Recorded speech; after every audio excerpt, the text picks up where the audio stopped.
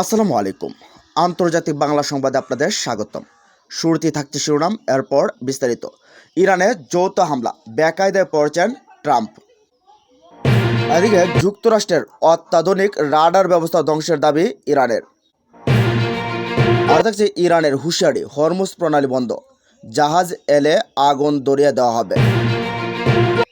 বাহরাইনে মার্কিন বিমান ঘাঁটির সদর দপ্তর গুঁড়িয়ে দেওয়ার দাবি ইরানের। এবং সবশেষ জানিয়ে দেব, মার্কিন ইরান সংঘাত অব্যাহত থাকলে ভয়াবহ পরিণতি ডেকে আনবে বলছেন এরদোয়ান। এতক্ষণ শুনছেন সংবাদ শিরোনাম, এবার যেন পুরো বিস্তারিত। দখলদার ইসরায়েলের সঙ্গে যৌথভাবে ইরানে হামলা চালিয়ে খুশ মেজাজে থাকতে পারছেন না মার্কিন প্রেসিডেন্ট ডোনাল্ড ট্রাম্প।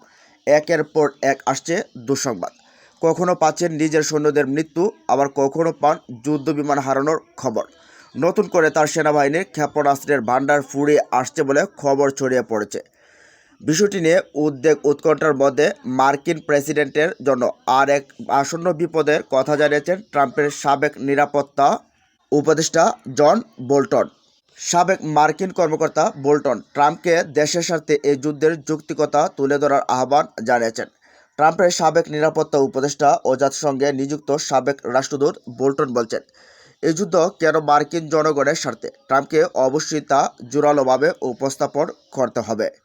ইরানের উপর দখলদার ইসরায়েল ও যুক্তরাষ্ট্রের হামলার অন্যতম সমর্থক বোল্টন বলেন, আমি মনে করি বিষয়টি অত্যন্ত স্পষ্ট এবং এটি খুব কার্যকরভাবে উপস্থাপন করা সম্ভব, কিন্তু এখন পর্যন্ত তা করা হয়নি।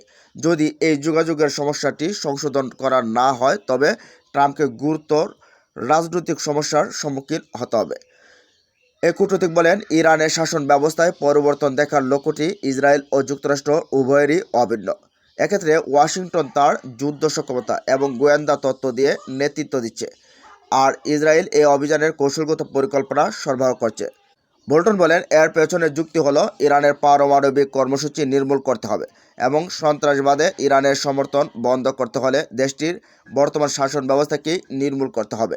তিনি আরও বলেন, যদি আপনি সেটি না করেন বরং কেবল দেশটিকে আঘাত করেন বা তার সক্ষমতা কিছুটা কমিয়ে দেন, তবে এটি আবারও আগের অবস্থায় ফিরে আসবে এবং কিছু সময় পর আমরা আবার সেই একই সংকটে পড়ব যা এই হামলার আগে ছিল। এদিকে যুক্তরাষ্ট্রের অত্যাধুনিক রাডার ব্যবস্থা ধ্বংসের দাবি ইরানের। মধ্যপ্রাচ্যে যুক্তরাষ্ট্র, ইসরায়েল ও ইরানের চলমান সংঘাতের মধ্যে কাতারে যুক্তরাষ্ট্রের একটি অত্যাধুনিক রাডার ব্যবস্থা ধ্বংসের দাবি করেছে ইরান। দেশটির কয়েকটি গণমাধ্যম জানিয়েছে, ইসলামিক রেভলিউশনারি গার্ড কোর নির্ভুল ক্ষেপণাস্ত্র হামলা উপসাগরীয় অঞ্চলে যুক্তরাষ্ট্রের গুরুত্বপূর্ণ আগাম সতর্কীকরণ রাডার AN/FPS 132 সম্পূর্ণভাবে ধ্বংস করা হয়েছে। তেহরান ভিত্তিক সংবাদ মাধ্যমের প্রতিবেদনে বলা হয়, প্রায় 5,000 কিলোমিটার দূরত্ব পর্যন্ত নজরদারি সক্ষম এ রাডারটি কাতারের আল উদেদ বিমান ঘাঁটিতে স্থাপন করা হয়েছিল। 2013 সালে প্রায় $1.1 বিলিয়ন ব্যয়ে স্থাপিত এ রাডার ব্যালিস্টিক ক্ষেপণাস্ত্র শনাক্ত ও প্রতিরোধ ব্যবস্থার গুরুত্বপূর্ণ অংশ হিসেবে ব্যবহৃত হতো। IRGC দাবি করছে, সফল হামলার ফলে উপসাগরীয় অঞ্চলে যুক্তরাষ্ট্র ও মিত্র দেশগুলোর আকাশ প্রতিরক্ষা ব্যবস্থায় বড় ধরনের দুর্বলতা তৈরি হচ্ছে। কাতারের কিছু কর্মকর্তা ক্ষয়ক্ষতির বিষয়টি স্বীকার করেছেন বলেও দাবি করা হয়েছে, তবে যুক্তরাষ্ট্র এখনও এ বিষয়ে আনুষ্ঠানিক কোনো মন্তব্য করেনি। বিশ্লেষকদের মতে, দাবি সত্য হলে এটি আঞ্চলিক সামরিক ভারসাম্যের বড় প্রভাব ফেলতে পারে এবং চলমান সংঘাতকে আরও তীব্র করে তুলতে পারে। এদিকে ইরানের হুঁশিয়ারি, হরমুজ প্রণালী বন্ধ, জাহাজ এলে আগুন দেওয়া হবে। ইরানের IRGC কমান্ডার ইন চিফের একজন সিনিয়র উপদেষ্টা ইব্রাহিম জাবারি সোমবার 2 মার্চ বলছেন, হরমুজ প্রণালীটি বন্ধ। যদি কেউ অতিক্রম করার চেষ্টা করে তাহলে বিপ্লবী গার্ড এবং নিয়মিত নৌবাহিনীর বীররাশি জাহাজগুলোতে আগুন ধরিয়ে দেবে।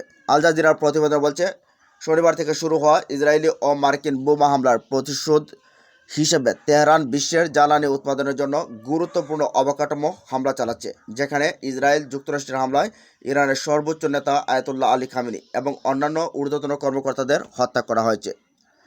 IRGC টেলিগ্রাম চ্যানেলকে এক পোস্টে জাওয়ারি আরও বলেন, আমরা তেল পাইপলাইনগুলিতে আক্রমণ করব এবং এক ফোঁটা তেলও ওই অঞ্চল ছেড়ে যেতে দেব না। আগামী দিনে তেলের দাম $200 পৌঁছবে।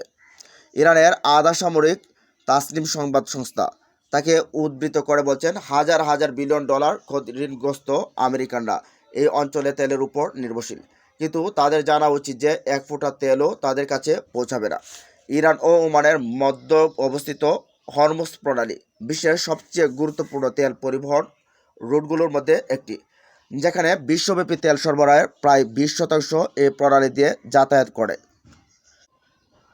এদিকে বাহরাইনে মার্কিন বিমান বাহিনীর সদর দপ্তর গুড়িয়ে দেওয়ার দাবি ইরানের।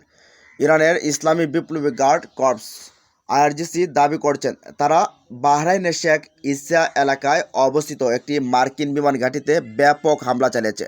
হামলায় ব্যবহার করা হয়েছে 20টি ড্রোন এবং 3টি ক্ষেপণাস্ত্র। মঙ্গলবার আইআরজিসির বিবৃতিতে বলা হয়, আইআরজিসির নৌবাহিনীর 20টি ড্রোন ও 3টি ক্ষেপণাস্ত্র ছুড়ে বাহরাইনের শেখ ইসা এলাকার মার্কিন বিমান ঘাঁটিতে বড় ধরনের আঘাত হানে। ঘাঁটির প্রধান কমান্ডার সদর দপ্তর ধ্বংস হয়ে গেছে, তবে এ হামলায় কোনো প্রমাণ তারা দেখায়নি। হামলার বিষয়ে বাহরাইনের পক্ষ থেকে এখনও কোনো মন্তব্য পাওয়া যায়নি।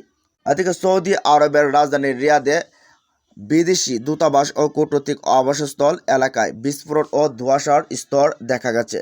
সৌদি প্রতিরক্ষা মন্ত্রণালয় জানিয়েছে, এটি ড্রোন মার্কিন দূতাবাসে আঘাত করেছে, এ আগুন ধরে গেছে। এছাড়া কাতারের প্রতিরক্ষা মন্ত্রণালয় জানিয়েছে, কাতারে 2টি ব্যালিস্টিক ক্ষেপণাস্ত্র ধ্বংস করা হয়েছে। শনিবার থেকে শুরু হওয়া এই সংঘাতে ইরানের সর্বোচ্চ ধর্মীয় নেতা আয়াতুল্লাহ আলী খামেনি নিহত হয়েছে। তার স্ত্রী সহ পরিবারের কয়েকজন সদস্য প্রাণ হারিয়েছেন। এদিকে মার্কিন ইরান সংঘাত অব্যাহত থাকলে ভয়াবহ পরিণতি ডেকে আনবে। তুরস্কের প্রেসিডেন্ট রিসেপ তাইয়েপ এরদোয়ান সতর্ক করে বলছেন, যদি যুক্তরাষ্ট্র নেতৃত্বাধীন ইরানে হামলার ঘটনা নিয়ন্ত্রণে না আসে, তবে তা বিশ্ব ও আঞ্চলিক নিরাপত্তার জন্য ভয়াবহ পরিণতি ডেকে আনতে পারে। তিনি উল্লেখ করেন, তুরস্ক দেশ নাগরিকদের রক্ষা করতে সব ব্যবস্থা নিচ্ছে। রাজধানী আঙ্কারায় আয়োজিত একটি ইফতার মাহফিলে সোমবার তিনি এ মন্তব্য করেন। প্রয়োজনীয় পদক্ষেপ নেওয়া না হয় চলমান সংঘর্ষগুলি আঞ্চলিক ও বৈশ্বিক নিরাপত্তার জন্য খুবই গুরুত্বপূর্ণ। প্রেসিডেন্ট এরদোয়ান আরও বলেন, তুরস্ক শান্তির পক্ষে অটল রয়েছে, দ্রুত রক্তপাত ও কষ্টের অবসান ঘটুক এবং অঞ্চলটি দীর্ঘমেয়াদী স্থিতিশীলতা অর্জন করুক। তিনি জানান, তুরস্ক সরকার প্রতিটি পর্যায়ে কূটনৈতিক সংযোগ বাড়াবে যতক্ষণ না যুদ্ধবিরতি প্রতিষ্ঠিত হয়, পরিস্থিতি শান্ত হয়।